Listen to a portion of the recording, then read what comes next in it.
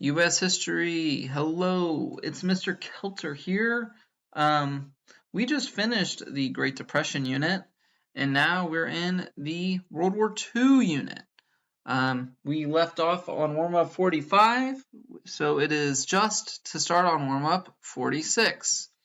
World War II happened primarily in Europe. So we are going to start there. I know it's U.S. history, but we are involved in World War II.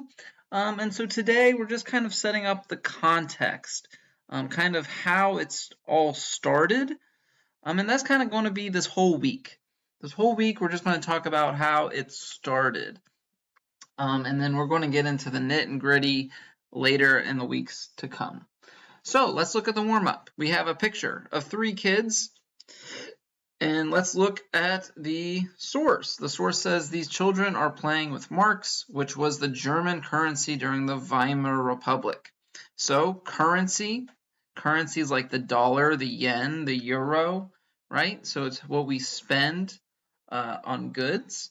So what does this picture tell you about the value? So do you think this currency is worth a lot, worth a little, or about the same as the dollar? What do you think? And then how do you think this happened? How do you think that, are these kids just loaded beyond belief? So why are these kids playing with all this money? And then how do you think this happened? And do you think people in Germany, how do you think people in Germany felt about this? What are their emotions that these kids are drawing on? All right, so let's move on. So we are going to talk about the rise of dictators. Maybe you've heard a couple of these guys, maybe you haven't. I just want you to get a general feeling of what these guys are. All right, you don't need to know the exacts. You just need to know the basics. Okay, so there's 5 main dictators, but we're really only going to focus on a few. But I figured might as well give you all of them, and we'll just go from there. So first, World War I started in 1914 and ended in 1918. So this is before the war, World War I. Okay, World War I, the one with Archduke Ferdinand dying right there, and the whole Woodrow Wilson saying, we're not going to fight, and then he changed his mind, and the Lusitania, and the Zimmerman telegram, all those things. That's World War I. So then this is after World War I. Notice, Germany is kind of cut up. We have all these different countries now. This empire is no longer an empire. They're separate countries. Notice, Russia is not called Russia anymore. It goes Russian Empire, USSR. Big differences, lots of changes happening in Europe. Okay. Once again, look at this.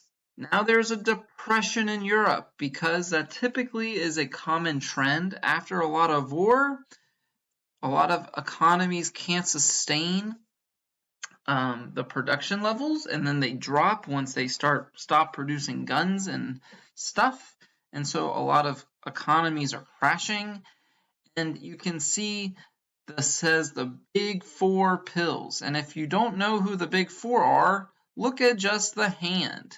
It says British Empire, France, America, Italy, and Japan.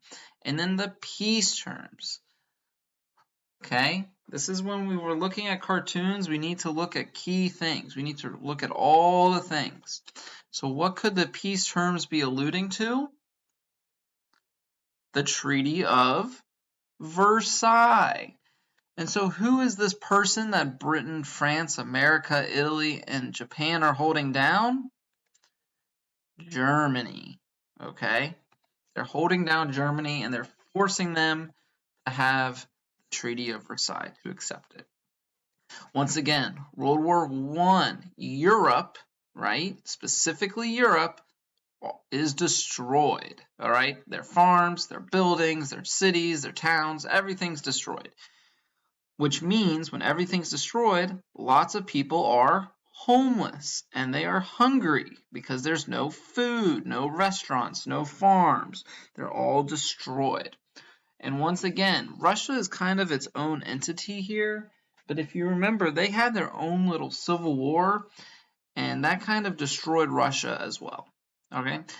Now, what's happening across the pond? What's happening in America? We are thriving. We are partying with Jay Gatsby, right? We have the Roaring Twenties, the Harlem Renaissance, the Great Migration. We have inventions like the TV, the electric razor. Life in America is great. Europe is suffering. Now, this is an organization to promote peace. Okay? This peace is to make sure the world is a better place, nice, safe, and sound. This organization is called the League of Nations, and it was created by a U.S. president, Woodrow Wilson. All right, its goals. Hey, let's work together. Let's have small militaries.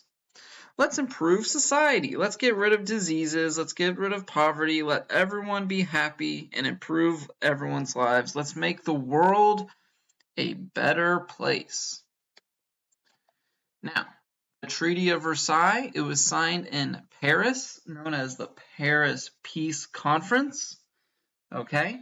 It's when the big four of Great Britain, France, America, and Italy all signed. Now notice Japan was there too, but they're not considered the big four. And we'll talk about that later next week. But Japan was also there. Now, these big four plus Japan forced Germany to sign the Treaty of Versailles. You really got to know this. It's super duper important. All right. And this treaty blames Germany for everything. And it officially ends World War I. All right, now we have dictator number one. Okay, he's the guy in Spain, right there. They don't really do anything in World War II. Okay, they don't really play a part mainly because they're facing a civil war of themselves. The civil war is when the country is fighting themselves. All right, so they are fighting each other, and so they are too busy with themselves that they do not participate in World War II. All right, that's all you need to know. Just remember, Spain does not really do much during World War II. Next, the next leader chronologically is a guy named Benito Mussolini. He was a leader in a political party, all right, and he was very mean and nasty. There he is right there, Benito Mussolini, and there are his organization, the Black Shirts. Mainly because they wear, you got it, black shirts. All right. So his political party was the National Fascist Party, and they had lots of followers. And so their followers would wear black shirts, and they were often very mean and would beat people up who didn't agree with them. Notice how they have a nice whipping stick right here.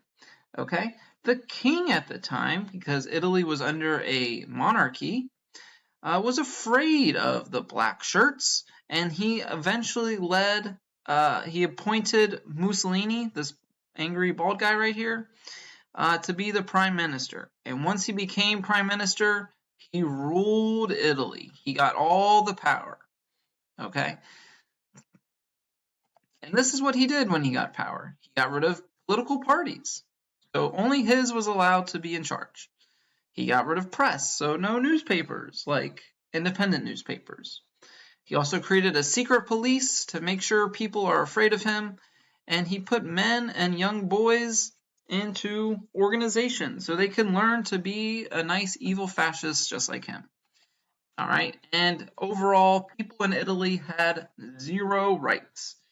And that is the first dictator that you need to know, Mussolini. El Duce is his nickname, and he promises to restore Italy, and then he likes to invade Ethiopia, which is right here. All right, and that kind of ends up being his downfall. He ends up, instead of focusing on Europe and helping Hitler, he ends up focusing in Africa, and they don't really do much in World War II. There he is. The next bad guy, the next dictator we're talking about, is a guy named Joseph Stalin. All right. And if you remember, before the in World War I, there was a king, King Nicholas II. There he is, right there with his fam, and they all died. All right, they all died during the war, the Civil War, and they are left with this guy in charge. All right, this guy creates USSR, right, the Union of Soviet Socialist Republic, where the government is controlling everything. People do not have choice, right? If you want a red car, too bad, right? If everyone wears the same clothes, has the same products, okay? Now, he gets really sick, okay? And it's when he is on his deathbed, he just tells his advisors, just whatever you do, don't let this Joseph Stalin guy be in charge. And they say, okay, got it. Then he dies. Stalin then, once he dies, kills all of his friends, and then he becomes the ruler. What a great guy. And there he is. There's Joseph Stalin. Look at that mustache. Fabulous. He becomes the defender of socialism, and he makes a 5-year plan to industrialize USSR so they are not ones to mess with. He then names himself the father of the people to kind of make him seem like a good person and that people should like him and love him. And look at him holding this cute little Russian child holding the flag. Oh, what a nice guy. However, what he ends up doing is he ends up turning on his friends. He arrests his friends, he tortures them, and then he puts them on public trials like that Johnny Depp and Amber Heard trial. Like, we all got to see that one. And then he kills them. And this is to show that you don't want to mess with him, even if he's your friend. He's sending a message to the world. And then where is Russia? It is this ginormous country, most of Asia, parts of Europe, right? He is communist. We've talked about this before. And he eliminates all competition once the Lenin guy dies. All right? And that is where I'm going to stop. And then I will cover the next 2 dictators in the next video. All right, take care.